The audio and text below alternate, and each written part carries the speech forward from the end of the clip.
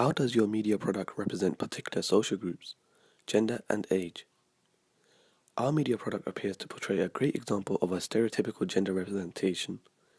Two siblings are presented in the opening scene, a brother, Ricky, and a sister, Nancy. Nancy is lying in bed as she is sick, whereas Ricky is standing up and looking down at her.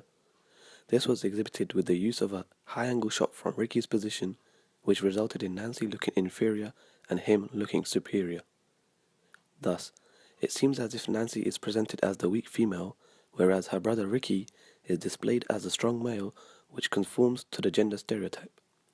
However, our main lead protagonist is not actually weak, but only appears to be weak in the eyes of her parents.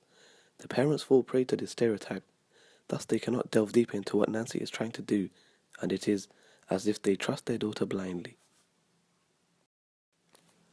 Sympathy and emotions are the characteristics which are related to females, and this is exactly what we have achieved in the opening. The parents are more lenient on Nancy as she is a helpless female. However, if Ricky was in the same position, then he would still have to go to school even if he was actually unwell, as he does not share the same father-daughter bond like Nancy does. Later on we discover that Nancy is manipulating everyone, which highlights her high levels of intelligence. Nancy has everyone wrapped around her finger and is controlling the situation the way she would like it to be.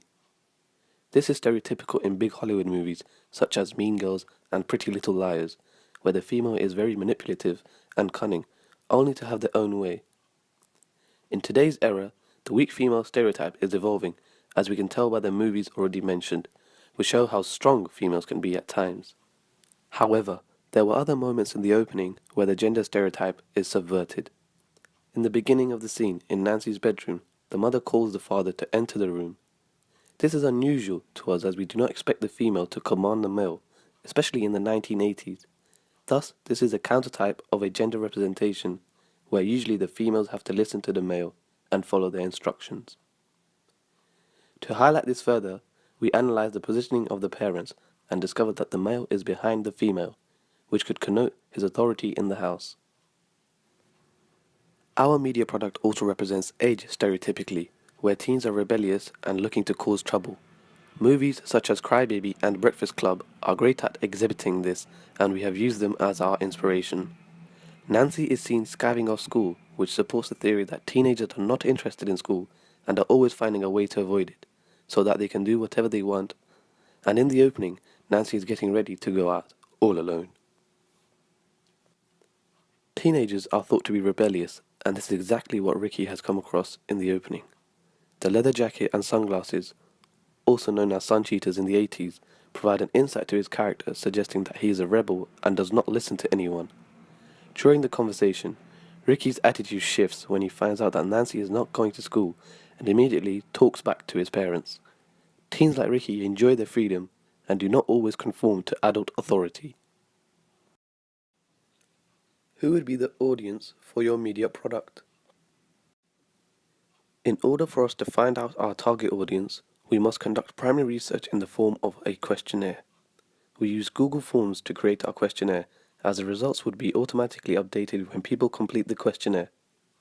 This saved us time from updating the results manually, and we were quickly able to analyze the results. The first question gave us an idea what the gender of our target audience is. The results are fairly equal, as just over 45% were female and just under 55% were males, which suggests that our film opening should not be gender biased and focus on both genders. Focusing on both genders would enable us to appeal to a larger audience and ensure that our film is meeting the audience's needs and wants. After conducting further research on other similar films such as Breakfast Club, we were sure of what our audience would be in the 80s, as it was aimed at young teens. The next question gave us a clear idea who our target audience would be, as it asked for their age. The results concluded that over 80% of our target audience belongs to the 14 to 17 year category. Just under 20% combined belong to the 18 to 21 and over 21 category. This confirmed that our target audience would be 14 plus, and our opening scene should address this age group. Aiming the opening scene at 14 plus would allow us to target a mass audience and increase our sales.